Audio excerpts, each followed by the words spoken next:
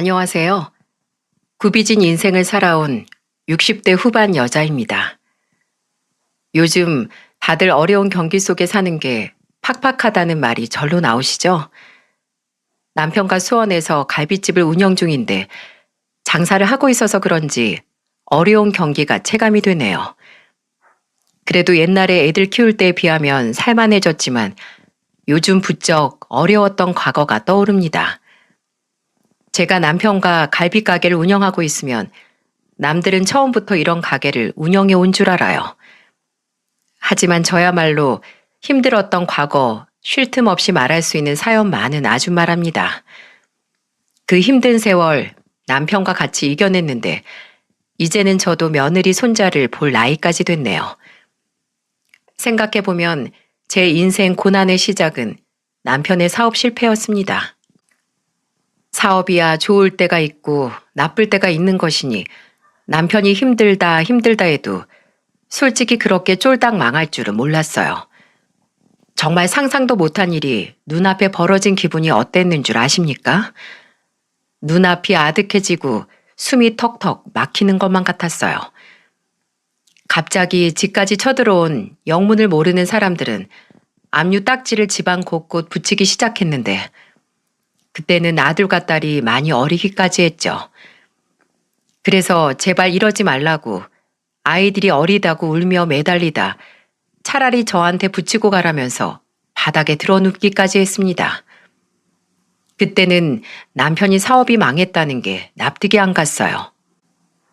그래도 불행 중 다행인 게 있다면 남편이 사업을 또 하겠다고 고집부리지 않았다는 겁니다. 한번 사업으로 돈 벌었던 남자들은 평생 사업만 하려고 한다잖아요.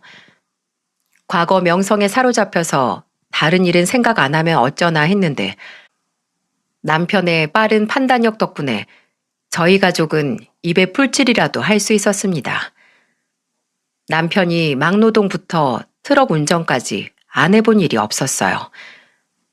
그렇게 힘들게 키운 애들이 번듯한 직장인이 되어서 시집 장가를 가겠다고 하는 거 보면 저랑 남편 이제는 잘 살았다고 말해도 되겠죠? 눈에 넣어도 아프지 않을 자식들이 제 몫이라는 성인이 되고 나니까 이제야 한숨을 돌립니다. 그렇다고 저 이렇게 힘들게 살았어요. 한탄하자고 시작한 사연은 아니랍니다. 세상에서 제일 예쁘지만 어쩔 때는 얘는 대체 뭘까 싶은 며느리를 소개하고 싶어 사연을 쓰게 됐답니다.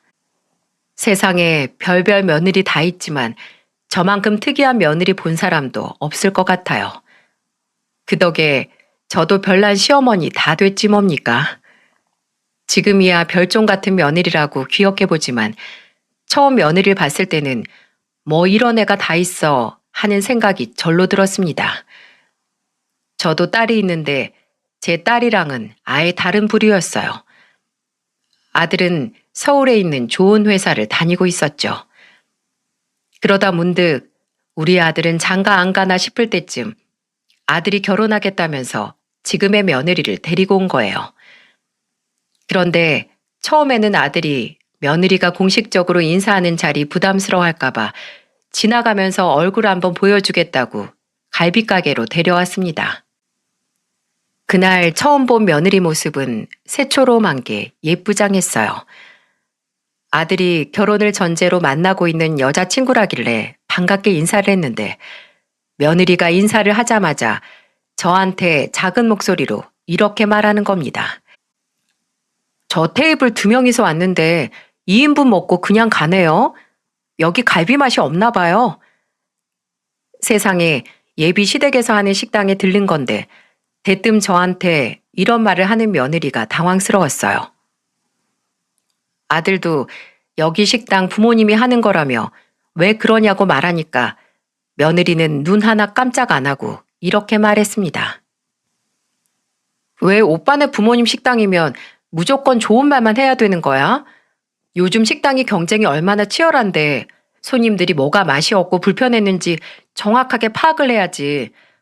어머님, 저 손님들한테 왜 먹다가 그냥 가시냐고 물어보세요. 양념갈비가 맛이 없다고 하면 양념 레시피 바꾸셔야죠. 저는 아들이 결혼하겠다고 데려온 여자가 맞는지 아니면 유명한 맛집 사장님이 막 평가를 하러 나온 건지 구분이 안 가더라고요. 그때 홀 서빙 아르바이트를 하던 친구가 계산을 하면서 매뉴얼대로 손님께 질문을 하기 시작했습니다. 음식은 입맛에 맞으셨어요? 어디 불편하신 점은 없으셨나요? 1인분의 양이 너무 많은 것 같아요. 저희 원래 들어오면 3인분 정도 먹는데 사장님 인심이 좋으신지 1인분 양이 좀 많네요. 요즘 이런 집 찾기 힘든데 다음에 또 올게요. 저는 가게의 직원과 아르바이트한테 나가는 손님한테 불편한 점은 없었는지 음식은 괜찮았는지 꼭 물어보게 시켜요. 그때 며느리가 주책 없이 몇 마디를 하다가 아르바이트생과 손님 대화를 듣더니 입을 꾹 닫았습니다. 아들은 한숨을 쉬면서 고개를 푹 숙였고 저는 기가 막혀서 웃음이 터졌어요. 며느리는 그 상황에도 당황한 기색 없이 저한테 다행이라면서 다음에는 아들과 같이 제 식당에서 밥을 먹겠다는 겁니다. 진짜로 속으로 뭐 이런 애가 다 있지 하는 생각과 우리 아들이 이런 애랑 결혼을 하겠다는 건가 싶은 생각이 교차했다니까요. 제 심정 충분히 이해 가시지 않습니까? 처음 보자마자 자기 할 말 다 쏟아내는 며느리 보면 어떠실 것 같으신가요? 저는 정말 황당해서 기가 막혔는데 아들은 그날 저녁 저한테 와서 해명 아닌 해명을 하는 겁니다. 솔직히 사람 자체가 나빠 보였다기보다 너무 눈치가 없고 경우가 없는 사람 같았어요. 그런데 아들은 앞선 상황을 같이 겪고도 저한테 이렇게 말하는 겁니다. 처음에는 걔가 조금 당황스러울 수 있어요. 엄마 지금 어떤 생각하는지 내가 다 안다니까. 내가 무슨 생각할 것 같은데? 뭐 저런 애가 다 있지? 쟤는 예의도 없고 눈치도 없네. 이런 생각하고 있을 거잖아. 아는 놈이 지금 나한테 와서 그런 애 아니라고 해명을 해? 세상에 어떤 엄마가 아들이 결혼하겠다고 예의 반 말아먹은 사람 데려왔을 때 누가 반겨주겠어? 안 그래? 나도 뭐 그렇게 대단한 놈은 아니잖아. 지금 그게 엄마 앞에서 할 소리야? 나는 너 밖에서 저러고 다녔으면 다리 몽둥이를 부러뜨렸어. 에이, 뭘 또 그 정도는 아니야. 나보다 3살 어린데 애가 말은 저렇게 해도 속은 깊어. 저번에도 같이 칼국수 먹고 나오는데 식당 사장님한테 국물에 깊은 맛이 안 느껴진다고 몇 마디 했다가 사장님이 장사하는 집에 초친다고 욕 왕창 먹었는데 며칠 뒤에 걔가 그 가게 어떻게 했는 줄 알아? 인터넷에 욕이라도 썼대? 아니야. 멸치를 사서 가져다 주더라니까. 자기가 고민을 해봤는데 멸치를 바꿔보는 게 어떻겠냐고 한번 해보시라고 멸치를 사다 드렸어. 그 집 사장님 그날 이후로 여자친구랑 나만 가면 같이 레시피 고민하셔. 눈치 없는 건 내가 인정하는데 사람 자체는 나쁜 애가 아니야. 아들 얘기를 듣고 나니까 생각보다 더 이상하게 느껴지기만 했어요. 그래도 아들이 이렇게까지 하면서 자기를 믿어보라고 하는데 어쩌겠습니까? 일단 집으로 데려오라고 했죠. 그날은 남편도 저와 같이 집에 있기로 했고 딸도 대체 어떤 사람인지 궁금하다며 퇴근하고 바로 집에 왔습니다. 온 가족이 며느리를 기다렸는데 며느리는 단정한 차림으로 인사를 왔어요. 또 그렇게 입고 있으니까 단아하고 참해 보이기까지 했습니다. 딸도 제 옆에서 생각보다 괜찮아 보이는데 제가 너무 기준이 높은 거 아니냐면서 새언니 될 사람 첫인상 좋기만 하다고 하는 거예요. 그런데 며느리가 입을 열기 시작하면서 딸도 생각이 점점 바뀌기 시작했습니다. 처음에 며느리가 가족들을 보며 소개를 할 땐 무난했어요. 판교에 있는 대기업 회사를 다니고 있다는 말에 남편은 무척이나 만족스러워했습니다. 그때가 날이 조금 후덥지근한 때라 에어컨을 켜고 선풍기를 같이 틀어두고 있었어요. 혹시나 집안이 더울까 싶어서 시원하게 해주려고 켜놨죠. 그런데 그 선풍기 바람이 불면서 남편 얼굴로 불었는지 회전으로 도는 선풍기가 한 번씩 남편 얼굴에 바람이 가는 거예요. 그런데 그 모습을 보고 며느리가 입꼬리를 들썩이기 시작하더니 갑자기 배를 잡고 웃는 게 아니겠어요? 그러더니 남편을 보면서 웃음기 가득한 얼굴로 이렇게 말했어요. 아버님, 혹시 탈모 있으세요? 나이가 들었으니까 당연히 머리가 조금씩 빠지고 있겠지. 제가 보니까 나이 들어서 빠지는 머리가 아니에요.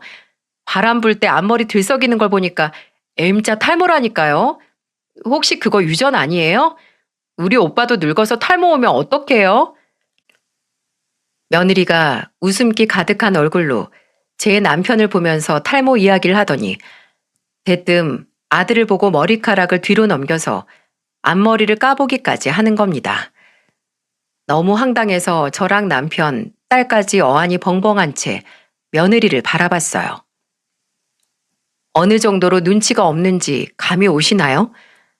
그러니까 자기 눈으로 본 건 뇌를 거치지 않고 입으로 바로 뱉어버리는 거예요. 그제야 제 딸은 제가 말했던 일이 어떤 상황이었는지 알겠다면서 수긍을 했습니다. 아들은 주책 없이 자기 얼굴을 보며 앞머리를 까는 며느리를 말렸고 이미 어색해진 상황에 남편은 화가 났는지 괜히 저를 보며 말했어요. 선풍기 꺼! 당신은 왜 선풍기를 켜놔가지고, 에휴!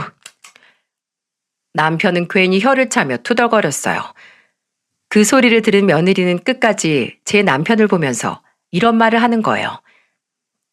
탈모는 전혀 창피한 거 아니에요, 아버님.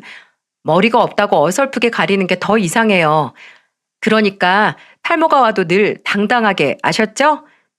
길 가다 보면 탈모인 남자들 엄청 많아요. 그리고 뭐 탈모가 흠이겠어요? 저는 탈모는 인생에 전혀 흠이 아니라고 생각해요. 오빠가 만약에 탈모가 와서 머리가 홀랑 빠진다고 해도 전 괜찮아요. 사람만 괜찮으면 탈모가 무슨 문제래요? 안 그래요, 아버님? 그러니까 탈모 유전자 물려줬다고 너무 걱정 마세요. 저는 정말 탈모쯤은 괜찮아요. 며느리는 쉴 새 없이 말 시작부터 끝까지 탈모를 외쳤고 남편은 눈치 없이 떠드는 며느리를 보면서 입이 떡 벌어졌습니다. 그때 딸이 그만하라면서 말렸으니 망정이지. 안 말렸으면 집을 나가기 전까지 말끝마다 탈모를 외쳤을 거예요. 이게 처음 인사 왔을 때 황당한 며느리 살짝 맛보기로 들려드린 건데 어떠십니까? 정말 아기도 없고 생각도 없는 며느리였어요. 이 정도가 맛보기인데 그날 하루 어땠을지 상상이 가실는지 모르겠네요. 그날 며느리가 오자마자 입방정을 떨더니 집에 가기 전에 제 딸 제대로 한 방 먹였습니다. 그날 남편과 이런저런 얘기를 하면서 반주를 가볍게 했는데 며느리가 갑자기 혼자 할 말이 있다는 듯 입을 움찔거리더니 딸을 보면서 이렇게 말했어요. 저는 솔직히요, 이거 말해도 되나 모르겠는데 그때 내심 불안해서 제가 며느리를 보면서 저도 모르게 다급한 목소리로 말리면서 말했습니다. 말할까 말까 할 때는 말하지 말어. 내가 보니까 속에서도 고민되는 말이면 안 하는 게 좋겠어. 생각 없이 말하고 싶은 대로 말하던 며느리가 갑자기 고민을 한다? 이건 진짜 본인이 생각해도 엄청난 말일 텐데 뱉고 나면 누구 하나 뒷목 잡겠구나 싶은 거예요. 그런데 며느리가 말린다고 말려질 사람이었으면 탈모 이후로 입방정 떠는 말 안 했겠죠. 결국 며느리는 고민하던 말을 뱉었고 타겟은 제 딸이었다는데 며느리는 웃으면서 딸을 보며 말했어요. 솔직히 처음 봤을 때 오빠 동생이 아니라 누나인 줄 알았어요. 분위기가 좀 노티난다고 해야 되나? 아니다. 분위기가 좀 성숙하다 이렇게 말해야 기분이 안 나쁘죠? 나는 정말 저분이 형님인가? 아가씨가 맞긴 한가? 그랬다니까요. 내 또래라 그래서 기대했는데 실망했잖아요. 결국 며느리는 하려던 말을 전부 해버렸고 딸은 열이 받아서 그 자리에서 참았던 말을 며느리를 보면서 쏟아냈습니다. 그러는 새언니 될 사람은 너무 생각이 없는 거 아니에요? 차라리 노티 나는 게 낫지. 지금 되게 생각 없고 철없어 보여요. 본인이 솔직한 줄 알죠? 엄청 무례하고 생각 없어 보이는데 본인만 모르나 봐요. 분명 이 정도 성격이면 오빠가 오기 전에 입조심하라고 했을 텐데 생각 없이 뱉는 거 보면 판단력이 떨어지나 봐요. 더 할 말 없으면 그냥 이쯤 나가세요. 여러 사람 불편하게 하지 말고요. 그날 정말 며느리랑 딸이랑 머리채 잡는 줄 알았어요. 둘은 동갑내기였는데 며느리의 말실수로 사이가 완전히 틀어져 버린 겁니다. 결국 아들은 더 있다가는 싸움이 나겠다 싶었는지 며느리를 데리고 나갔어요. 딸은 분이 가라앉지 않아 오빠는 어디서 저런 사람을 데려왔냐면서 화를 버럭 내기까지 했습니다. 결국 며칠 뒤 며느리는 사과를 하고 싶다며 다시 한번 찾아왔어요. 원래는 또 와서 무슨 소리를 하려고 하냐며 오지 말라고 했는데 그래도 사과는 해야겠다며 며느리가 가게로 온 겁니다. 그날 며느리가 와서 제 손을 잡고 닭똥 같은 눈물을 흘리며 말했어요. 어머님, 저 정말 오빠 사랑해요. 저는 정말로 악의 없이 했던 말이에요.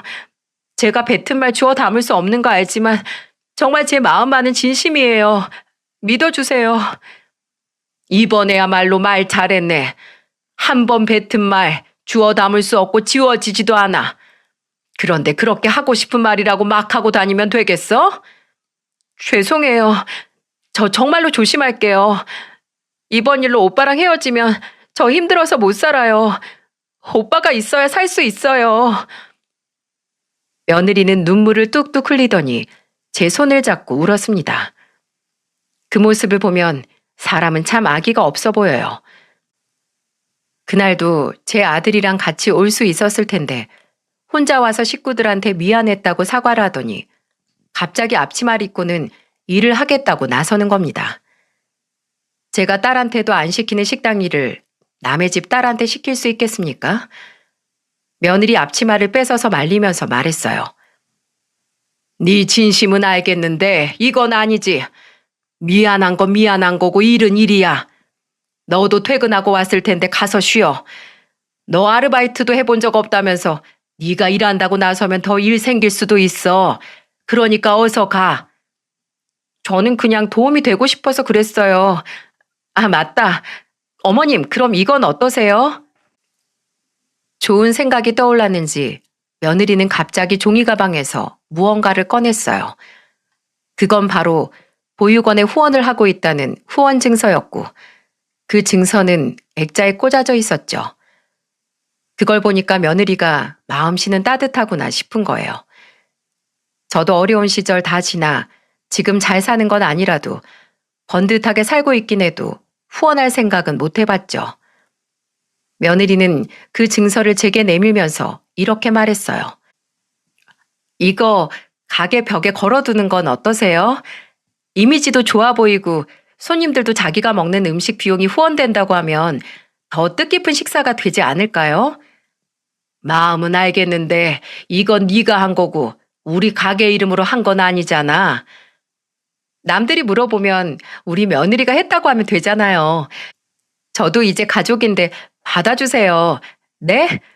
어머님, 이것도 벽에 걸어주세요.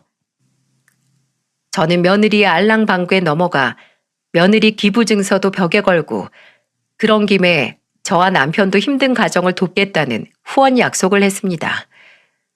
남편 사업 망했을 때 끼니 걱정할 만큼 힘들었던 때가 있었어요. 그래서 남편이랑 우리 꼭 살만해지면 힘든 사람들한테 후원하고 좋은 마음으로 살자며 다짐만 하다 며느리 덕분에 드디어 행동하게 됐던 거죠. 사람이 마음 먹기는 쉬워도 행동은 어렵다는데 며느리가 눈치 없긴 해도 이런 긍정적인 영향도 있었어요. 아들이 성격상 생각이 많고 행동이 느린 편이라 이런 점은 며느리와 잘 맞다고 생각했죠. 사람이 어떻게 좋은 점만 가지고 있겠어요? 조금 부족해도 사람이 선한 마음만 가지고 있다면 괜찮을 것 같다는 생각이 들었어요. 며느리가 부유한 집안에서 자라 부족함 없이 컸다는 건 알았지만 남의 아픔에 선뜻 손 내밀기 쉬웠겠습니까? 요즘 젊은 사람들 내 지갑에 얼마나 들어오나 관심은 많아도 어려운 사람들한테는 관심도 없잖아요. 이런 점도 확실히 며느리는 다른 사람과 다른 점이긴 했던 거죠. 지금도 벽에는 며느리 후원 증서와 저희 가게로 후원하는 증서가 나란히 붙어 있습니다. 이렇게 보면 며느리 덕분에 좋게 변화한 것도 많아요. 하지만 이런 천방지축 며느리를 감당하기란 적응 기간이 필요했던 거죠. 생각해보면 상견례 때 뵌 사돈 부부 말이 인상 깊었던 기억이 나네요. 상견례 자리에서도 며느리는 좋게 말해서 천방지축이었는데 저 성격은 사람 안 가리는구나 싶었습니다. 그때 안사돈이 사돈 처녀 소개하면서 유학 가서 그림 공부 중이라고 소개했는데 옆에 있던 며느리가 갑자기 웃음을 터뜨리면서 말했어요. 제 동생이 유학을 가긴 갔는데요. 성적이 형편없어서 어쩔 수 없이 간 거예요. 한국 회사들은 유학 다녀왔다고 하면 괜히 사람이 막 달라 보이는지 덥석 뽑고 보잖아요. 근데 그 나쁜 머리가 어디 가겠어요? 거기서도 솔직히 성적은 그냥 그래요. 상견례 자리에서 며느리가 이런 말을 하면 어떻게 행동해야 되는지 혹시 아십니까? 온 가족이 당황했는데 가장 황당했던 사람은 사돈 부부였을 거예요. 저는 며느리가 내심 저희 집안이 자기 집보다 못 살아서 말을 쉽게 막 하나 했는데 이 사건을 계기로 사람 안 가리는구나 했습니다. 그날 안사돈이 자포자기했다는 표정으로 저를 보며 말했어요. 저희 딸이 이래요. 뭐든 솔직하게 말을 하는데 처음 보면 버릇없어 보이기도 해요. 애가 마음은 그게 아닌데 뭘 숨기고 포장해서 번지르르하게 말을 못하니까 오해도 많이 받아요. 이런 딸이 시집을 간다니까 엄마로서 걱정이 많네요. 거짓말하고 숨기려는 것보다야 낫죠. 너무 걱정 마세요. 사돈 처녀는 얼굴이 빨갛게 달아올라서 밥만 먹고 있었고 사돈 부부는 한숨만 쉬고 있었습니다. 그날 진짜 며느리 빼고는 온 가족이 민망해서 서로 얼굴도 제대로 못 봤습니다. 그 후로도 눈치 없이 계속 떠드는 바람에 안사돈이 며느리를 보면서 다그치며 말했어요. 제발 조용히 좀 있어. 내가 너 때문에 얼굴이 다 화끈거려서 못 살겠어. 사돈 부부도 이럴 정도였는데 며느리가 얼마나 천방지축인지 감이 좀 오시죠? 나쁜 의도야 없다지만 며느리는 꼭 한 번씩 사람 속을 다 뒤집어 놓는 건 확실했어요. 그래서 그날 상견례가 끝나고 사돈 부부는 저희 부부에게 죄송하다며 사과까지 했습니다. 그래도 저와 남편은 며느리를 나쁘게만 보지 않았어요. 거짓말하는 성격도 아니었고 며느리는 아들과 같이 주말에 유기견 봉사도 가는 사람이었죠. 보통 여자애들이랑은 어딘가 달라도 다른 그런 사람이었는데 눈치가 없다는 게 큰 문제이긴 했습니다. 그러다 한 번은 얘 진짜 버릇 고쳐놔야겠다 싶을 때가 있었어요. 결혼 준비하다 보면 신혼부부들 많이 싸우지 않습니까? 들어보니까 아들과 며느리는 집 문제로 의견 조율이 잘 안 되는 것 같았어요. 그런데 문제는 판교에서 회사를 다니는 며느리가 신혼집을 대뜸 서울에 구하자고 했다는 겁니다. 그래서 당연히 둘의 힘으로 어려우니까 아들은 며느리한테 이렇게 말했대요. 양가 부모님들 도움 없이 우리 둘이 하기로 했는데 서울에 있는 아파트를 어떻게 구해? 대출 받으면 되잖아. 오빠도 나도 직장인이라 대출 잘 나올 텐데 서울에 있는 아파트 전세라도 못 구하겠어? 그러니까 내 말은 왜 굳이 서울에 전세로 가야 하냐고. 나 어차피 지하철로 출퇴근하니까 경기도에 역세권 아파트 알아보면 매매도 할 수 있어. 오빠, 요즘에는 서울 사는 게 스펙이란 말도 있어. 나중에 애들 태어나면 서울에 있을 때랑 경기도에 있을 때랑 보고 자라는 게 다르다니까? 며느리 의견은 서울에 있어야 나중에 태어날 아이한테도 좋을 거라는 말이었어요. 그런데 아들은 왜 굳이 서울에 그렇게 버텨야 하는지 이해를 못했죠. 아들은 어차피 문화생활 그거 자주 가겠냐면서 경기도에 신혼집을 구하기를 바랬던 거예요. 옛말에 마른 제주로 사람은 서울로 보내야 한다는 말이 있지만 뜬금없이 서울살이를 외치는 며느리가 이해가 안 갔습니다. 오죽하면 사돈 부부도 며느리 회사가 판교라 왜 굳이 서울까지 가려는지 이해를 못하는 거예요. 며느리 혼자서 애들 교육 운운하면서 서울로 가자고 하는 겁니다. 본인이 지하철로 출퇴근하면 된다고 우기는데 이러다가 신혼집 대출만 왕창 생기겠구나 싶었어요. 그래도 둘이 알아서 하겠지 하려는데 며느리가 어느 날 가게로 찾아온 겁니다. 아들은 양가 도움 없이 준비하기로 며느리와 합의를 봤다는데 왜 저를 찾아왔나 의아했어요. 그러다 문득 서울에 집을 구해야 되니까 돈이라도 달라고 하려나 싶은 겁니다. 그런데 정말 제 예상은 한 치의 빗나감도 없이 딱 맞아 떨어졌어요. 며느리는 가게까지 찾아와 당돌하게 이렇게 말하더군요. 어머님, 결혼 준비로 상의 드릴 게 있어서 찾아왔는데 시간 괜찮으세요? 연락도 없이 찾아와 놓고 뭘 이제 와서 시간을 물어. 뭘 말하려는지 작정하고 온 것 같은데 어디 한번 말해봐. 그러자 며느리는 갑자기 휴대폰을 꺼내들고는 혼수 목록을 보여주기 시작했습니다. 그러더니 저한테 당돌한 목소리로 아주 작정을 했다는 듯 말하더군요. 이거 제가 다 해가지고 올 혼수예요. 보시면 아시겠지만 전부 최신, 최고급들이고요. 제가 침대, TV, 냉장고, 하여튼 집에 들어가는 청소기 하나까지도 다 최고급으로 빵빵하게 해갈 거예요. 그 대신 부탁이 있어요.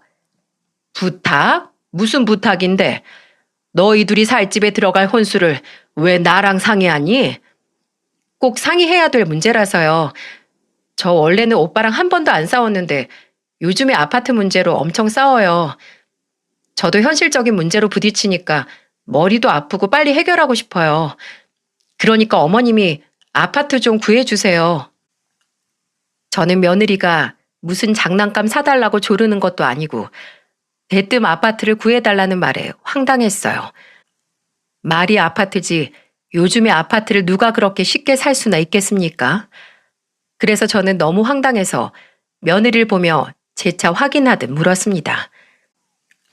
영민이랑 상의가 된 거야? 난 이런 얘기를 한 번도 들어본 적이 없어서 지금 너한테 처음 듣고 기가 막힌데. 오빠 성격 아시잖아요. 집안에는 손 벌릴 성격 못 되는 거 그거 제가 아니까 직접 온 거예요. 그렇게 남편 될 사람 성격 잘 아는 애가 이렇게 찾아오면 영민이가 어떤 기분일지 생각은 하고 온 거야? 근데 솔직히 저도 입장이라는 게 있잖아요. 대기업 직원의 집안도 좋은데 경기도에 신혼집 구했다고 하면 친구들도 못 불러요. 집들이 하다 보면 친구들도 올 텐데 제 친구들 다 브랜드 아파트 살면서 아파트 자재가 싸구려인지 아닌지도 다 알아보는 애들이라고요. 그래서 제 말은 어차피 경기도에서 잘 나가는 대장 아파트급의 좋은 아파트 구할 게 아니라면 입지라도 서울로 구하자는 거죠. 그래서 서울의 아파트를 구하자는 거야? 사람들도 불러야 하고 남들만큼 멋들어지게 살고 싶어서? 어떤 여자나 다 똑같을걸요? 제가 말 안 해서 그렇지 친구들이랑 얘기하다 보면 저는 별것도 아니에요.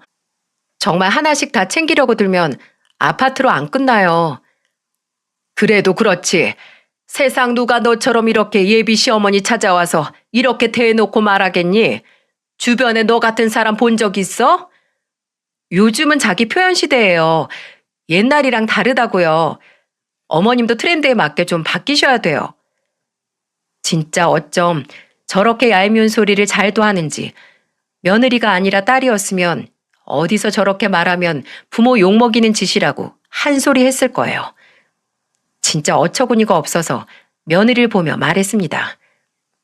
그래, 나는 내 장사 해야 되니까 너는 이만 가라. 내가 연락할 테니 가만 기다려.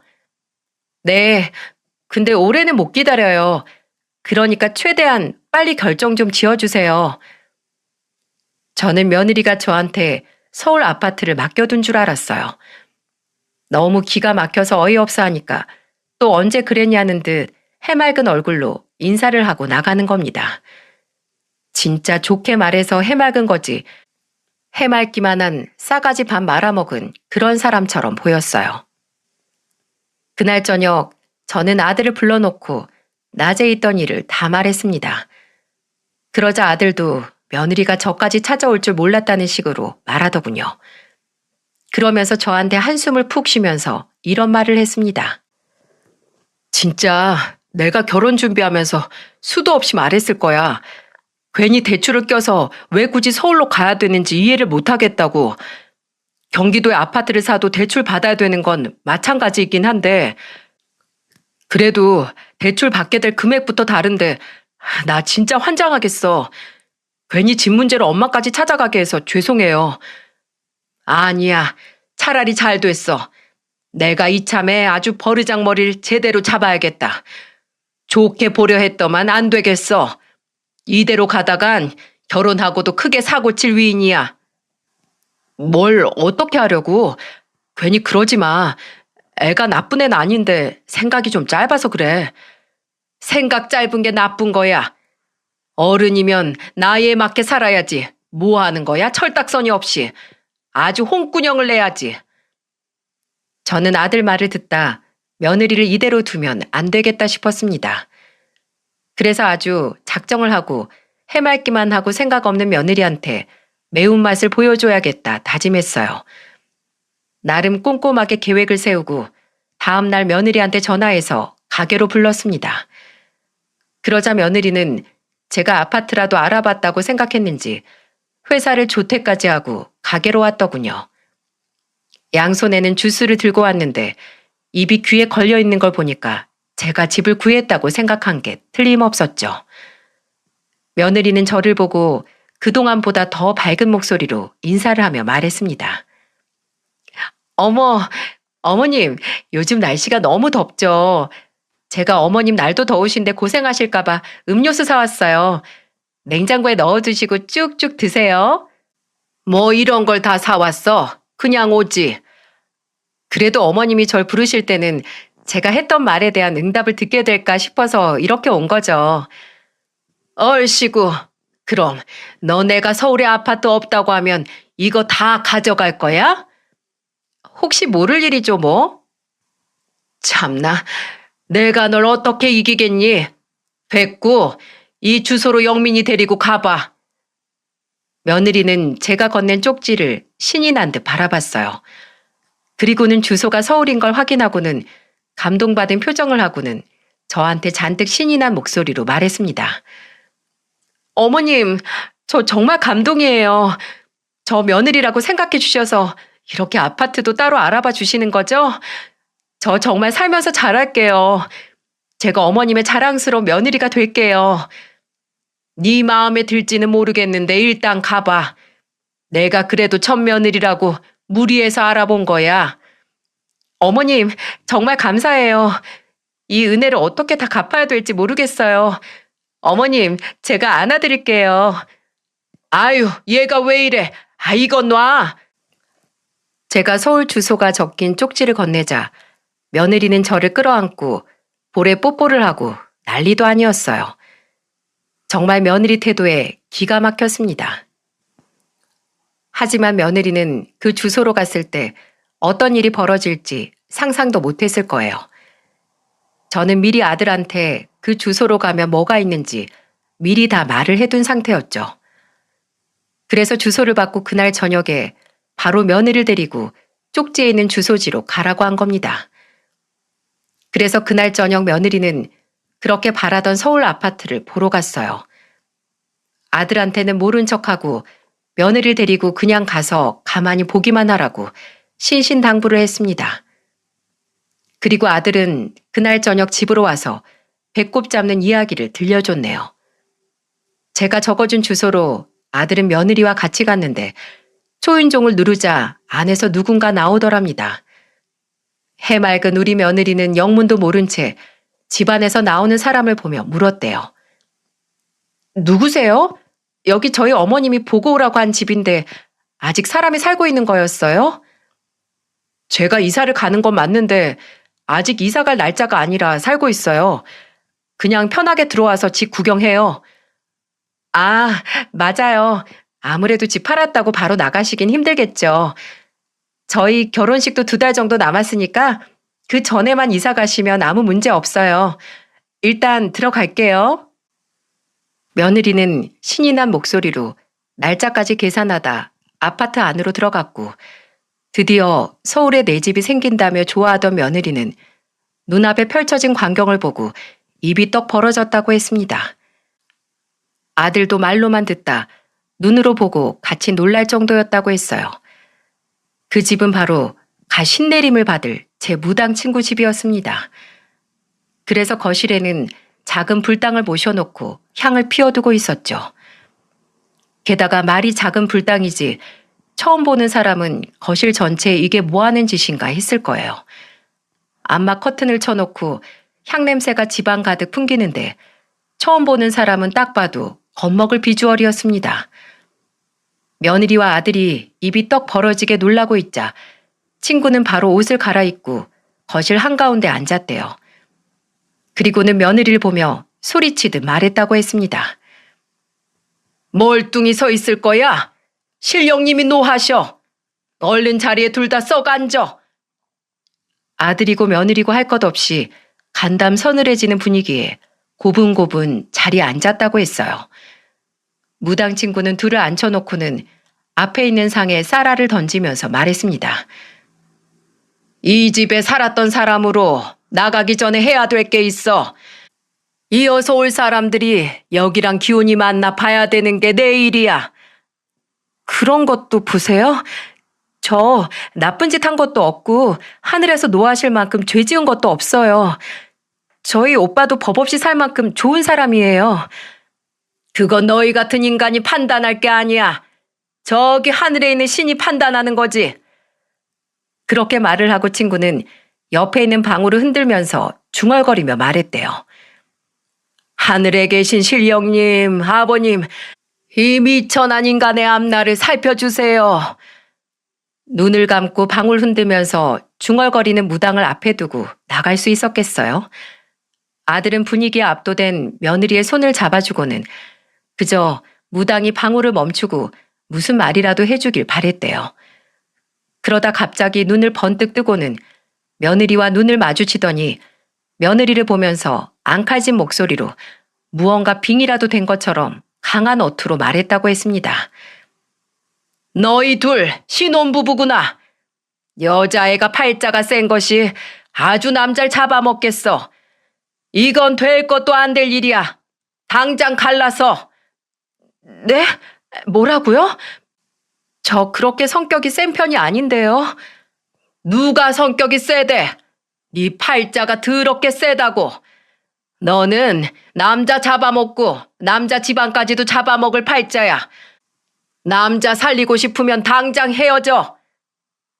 결혼 앞두고 헤어지라는 말을 들었으니 며느리는 황당하고 어이가 없었을 거예요. 갑자기 벌어진 상황에 당황한 며느리는 횡설수설하면서 무당을 보고 말했습니다. 저희 조금 있으면 결혼도 하고 혼수도 다 알아봤는데요. 그리고 어머님도 저희 잘 살라고 이 집도 알아봐 주셨어요. 그러니까 이 집이 너희랑 안 맞다고. 팔자도 드세 내가 서울 와서 살면 하늘 모르고 더 세지는 법이야. 세상에 그런 말이 어딨어요. 오빠, 일어나 나가자. 어허, 어디 신령님도 안 나가셨는데 먼저 일어나. 내 말 무시하고 한번 살아봐. 석 달, 딱 석 달이면 네 남편 잡아먹고도 남아. 내가 딱 보니까 여자가 불기운이네. 양손에 돈을 쥐고도 더 쥐고 싶어서 입까지 벌리고 있는 형국이야. 탐욕이 이렇게 많으니까 남자 등골 빼다가 가죽까지 뜯어먹겠어. 어른들 말도 귓등으로도 안 듣고 자기 잘난 맛에 사는 여자를 어느 집에서 감당하겠어. 며느리는 무당의 말에 청천벽력 같은 말이라도 들은 사람처럼 멍해졌다고 했어요. 서로 사랑해서 결혼을 준비하다 갑자기 남편을 잡아먹을지도 모른다고 하니까 며느리가 크게 당황한 겁니다. 그래서 며느리는 어이없는 말에 울먹이며 무당을 보면서 이렇게 소리쳤다고 했어요. 그럼 어떻게 해요? 제가 먼저 오빠 꼬셔서 연애하고 결혼까지 왔는데 제가 팔자가 세서 오빠를 잡아먹는다고 하면 어떻게 헤어져요? 저 정말 못 헤어져요. 똑같은 소리 몇 번을 해. 너 내가 말하면 듣기는 할 거야? 네, 뭐든 말만 해주세요. 제가 뭐든지 다 들을게요. 전 오빠하고는 절대 못 헤어져요. 그럼 집안 어른들 말 잘 듣고 살아. 네 사주가 보통 센 게 아니야. 얼마나 팔자가 세면 부모도 이겨먹어. 그리고 항상 네 의견만 앞세우지 말고 주변 사람들 말도 좀 듣고. 너는 네 의견대로 살면 네 명예도 다 못 살아. 제가 빨리 죽는다고요? 너 남자친구랑 엊그제 차 타고 가다가 사고 날 뻔한 적이 있지? 어떻게 하셨어요? 그런 것도 보여요? 그럼 내가 까막 눈으로 네 미래를 보겠어? 그러니까 내 말 무시하지 말라고. 너 유학 못 간 이유도 다 그런 거야. 물 건너 여행은 가도 몇 달씩 눌러서 해외에 사는 건 네 팔자에 안 맞아. 맞아요. 저 그때 유학 가려고 몇 번이나 알아봤는데 그때마다 이상하게 자연재해 생기고 무슨 국제적 사고도 생겨서 못 갔어요. 다 네가 너무 세서 그런 거야. 너는 그저 주변 잘 살피면서 살아야 해. 며느리는 정말 유학 준비를 하려다가 엎어진 적이 있었고 과거 내용까지 알고 있는 무당을 보고 아연실색한 거예요. 그리고 무당은 표정이 변하더니 며느리를 보면서 마지막 쐐기를 날리듯 말했어요. 집 보러 왔다고 했지? 내가 이제 8년 여기서 전 봤으니 다 봤지. 나는 산 좋고 물 좋고 공기 좋은 곳으로 갈 테니까 여기서 잘 살아봐. 싫어요. 저 그냥 경기도에서 살 거예요. 저는 오빠랑 평생 행복하게 살고 싶다고요. 오빠, 우리 나가자. 어머님한테 여기 이사 안 한다고 빨리 말씀드려. 저희 가볼게요. 그냥 여기서 평생 사세요. 결국 며느리는 도망치듯 먼저 그 집을 나와버렸고 아들은 먼저 차에 가서 물 마시고 진정하고 있으라고 보냈어요. 아들은 제 친구와 둘이 남았을 때 이렇게 말했다고 했습니다. 저 김영민입니다. 어머님한테 말씀 들었어요. 그래, 훤칠하게 잘도 컸네. 신부가 인상이 참 좋아. 사람이 구김살이 없으면 꼭 저래. 그러니까 옆에서 아내랑 대화도 많이 하고 해. 그러면 문제될 거 없어. 감사합니다. 다음에 또 인사드리러 올게요. 제 무당 친구는 그렇게 며느리의 서울 상경 꿈을 접는데 성공했어요. 그 친구가 신내림을 받고 아파트에서 점을 봐주던 친구인데 꽤 용한 무당이었죠. 친구 말로는 며느리와 아들 궁합이 잘 맞으니까 걱정 말라고 하더라고요. 그때는 며느리가 자꾸 헛꿈을 꾸니까 그 꿈 접어보려고 궁합 안 맞는다는 소리를 했던 겁니다. 그런데 며느리는 그날 간담이 서늘했는지 한밤중에 저를 찾아와 식은땀을 흘리며 말했어요. 너희 둘, 이 밤중에 무슨 일이야? 한밤중에 죄송해요, 어머님. 어머님, 그 집 혹시 계약금 보낸 거 아니시죠? 안 보냈지. 너희 둘이 보고 와야 계약금을 넣지. 잘하셨어요. 절대 넣지 마세요. 저 오빠랑 그냥 경기도에서 살 거예요. 아니, 어머님 집 근처에 얻어서 살게요. 갑자기 왜 그러니? 하도 서울 아파트 타령해서 내가 알아본 건데. 저 서울로 가면 죄명에 못 산대요. 그리고 오빠도 같이 죽을지도 모른대요. 그렇게 가슴 졸이면서 살긴 싫어요. 그냥 여기에서 살고 싶어요. 그거 참 용한 집이네. 난 거기가 점집이었는지 몰랐지. 아무래도 거긴 좀 살기 그렇지. 다른 곳이라도 알아볼까? 아니요. 이제는 서울 하늘 아래에서 절대 안 살 거예요. 그러니까 저는 그냥 여기 살게요. 며느리는 저를 끌어안고 저희 집 근처에 살겠다면서 한참을 말했습니다. 그제야 저는 안도의 한숨을 내쉬었어요. 특히 사돈 부부는 며느리가 갑자기 고집을 꺾은 게 신기했는지 제게 물어보기까지 했습니다. 사돈, 우리 딸이 한 번 마음 먹은 건 끝까지 하려고 하는 성격인데, 아니, 어떻게 마음을 돌리신 거예요? 안 그래도 서울 아파트를 어떻게 하나 고민이 많았거든요. 글쎄요, 하늘의 기운을 받은 거 아닐까요? 갑자기 신령님이 서울은 안 된다고 했나 봐요. 어찌됐든 잘 됐네요. 앞으로 철없는 제 딸 잘 좀 부탁드릴게요. 그렇게 사돈 부부와 저희 부부는 며느리의 서울 상경을 맞고 우여곡절 많던 결혼을 잘 치를 수 있었어요. 참 철없지만 귀여운 며느리를 가족으로 들이느라 저도 별짓을 다 했습니다. 그래도 지금은 집안에 웃음이 끊이질 않네요. 얼마 전에는 며느리가 임신을 해서 온 가족이 며느리 바람 불며 날아갈까 아주 노심초사하며 모시고 삽니다. 그래도 며느리는 저희 집과 20분 거리에 살면서 매번 집에 와서 냉장고 반찬 꺼내 먹으며 이렇게 말해요. 어머님, 저는 전생에 어머님 딸 아니었을까요? 이상하게 어머님 집만 오면 입맛이 당겨요. 이러다 저 돼지 될 것 같아요.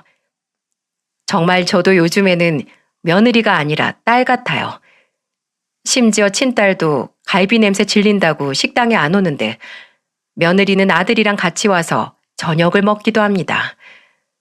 그리고는 식당이 끝날 시간까지 기다렸다가 저랑 같이 한참을 수다 떨다 가고는 해요. 오늘은 진상 손님 없었는지 요즘 장사하다 힘든 건 없는지 꼭 그렇게 저랑 대화를 하려고 하는데 어떤 날은 딸보다 친구보다 더 든든하답니다. 이런 며느리 보신 적 있으신가요? 저는 주변을 다 뒤져도 제 며느리 같은 애가 없습니다. 친구들도 저만 보면 너네 며느리 참 별종이라고 말하고 할 정도랍니다. 요즘 저희 며느리는 임신하고 미혼모 시설에 또 후원을 하고 있어요. 그 마음이 너무 예뻐서 저희 부부도 가게 이름으로 후원을 시작했습니다. 금액이 크든 작든 마음을 쓴다는 게 중요한 것 같아요. 옛말에 욕심은 눈을 멀게 한다는 말이 있지 않습니까? 사람이 다 가지려고 손에 움켜쥐다 보면 결국 다 부서지고 남는 게 없는 것 같습니다. 뭐든지 분수에 맞게 적당히 가지고 살 때 그 빈틈으로 행복이 들어온다는 생각이 듭니다. 그래야 가난이 대문으로 찾아와도 사랑이 창문으로 도망가지 않고 서로를 더 꽉 잡아줄 수 있는 지탱이 된다고 저는 믿습니다. 물론 서로를 의지하기 위해서는 일상의 행복이 스며야 되는 거겠죠. 그러니 힘들수록 옆 사람을 믿고 의지하며 지냈으면 좋겠습니다. 사는 곳이 어디든 얼마를 벌든 상관없이 사랑으로 만난 사이인 만큼 가족을 믿고 살았으면 좋겠습니다. 제 귀여운 며느리는 여기까지 소개할게요. 모두 고부 갈등 없이 행복한 가정에서 웃음소리만 가득하길 바라겠습니다.